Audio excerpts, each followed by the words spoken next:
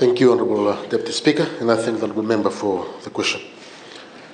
The engagement with Pacific Polytech is a strategic initiative that marks a significant milestone in the ongoing institutional reforms at the Suva City Council. This partnership is not just about immediate improvements.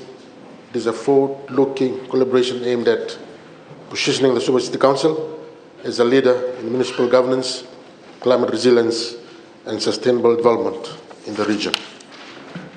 Madam Deputy Speaker, the initial engagement with Pacific Polytech was a result of proactive efforts by the Suva City Council Special Administrator, Special Executive Chair, who recognized the critical need for institutional strengthening to meet the demands of modern urban governance. This MOU, or Memorandum of Understanding, which was signed on 12 August 2024, is a product of thorough planning, consultations, and a shared vision for the future of Suva City. It is worth noting that the agreement is for 3 years since the execution of the Memorandum of Understanding. Madam Deputy Speaker, the MOU is a framework that outlines the responsibilities of both parties and sets the foundation for a long-term partnership.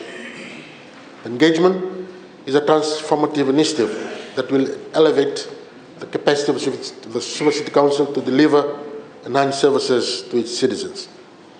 And the key areas of focus include: 1, capacity building through tailored training programs. SEC employees, Suva City Council employees, particularly those in waste management and related services, will receive upskilling opportunities that align with international best practices. This will not only improve service delivery, but also empower our workforce to contribute more effectively to the Council's objectives. Secondly is on climate change mitigation. The partnership includes the development of innovative strategies to address climate-related challenges, particularly in waste management.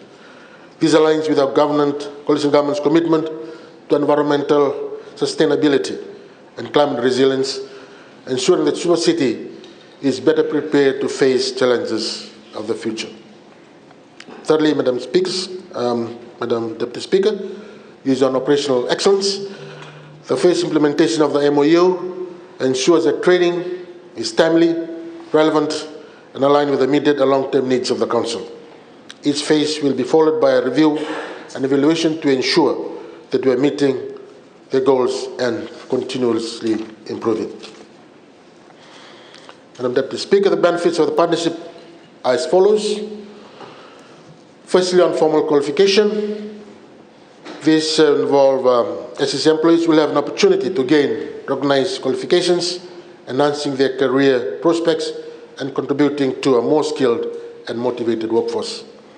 Secondly, is on enhanced service delivery. With improved skills and knowledge, staff performance will see a marked improvement, leading to a more efficient and more effective service delivery.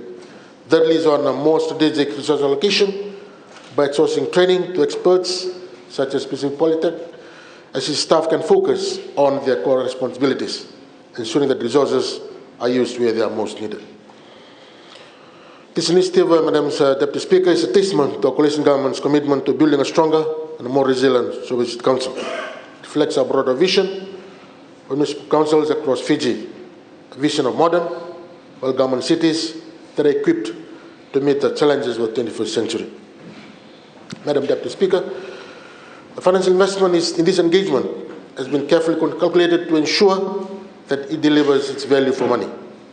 Costs are within the allocated budget of SEC's institutional strength initiatives and are supported by a combination of operational funds, grant funding, and contributions from development partners. It is not just an expenditure, it is a strategic investment in the future of Suva City. Moreover, Madam Deputy Speaker, the Suva City Council is committed to sharing the knowledge and best practices gained from these engagements with other municipal councils across Fiji.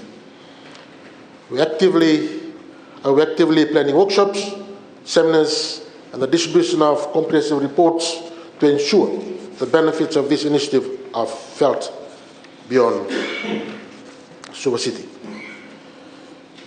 Madam Deputy Speaker, this partnership with Pacific Polytech is complementary to the ongoing work by the local government in New Zealand, particularly in areas of waste management and climate resilience.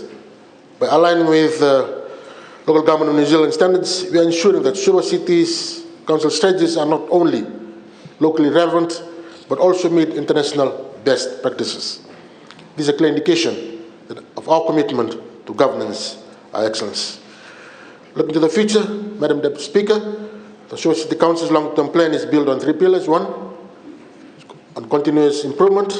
We'll ensure that staff receive ongoing professional development opportunities to keep pace with the evolving demands of open governance. Secondly, on strengthening of governance, enhancing our internal controls and governance frameworks to ensure transparency, accountability, and efficiency in all operations.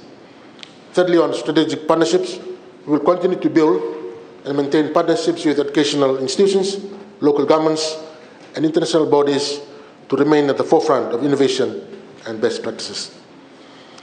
Madam Deputy Speaker, while we acknowledge the challenge we face, including staff availability, change management, and financial constraints, we're tackling these issues head-on.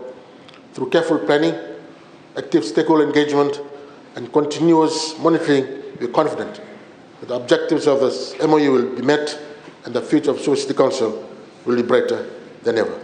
Thank you, Madam Deputy Speaker. Thank you very much, Honourable Minister.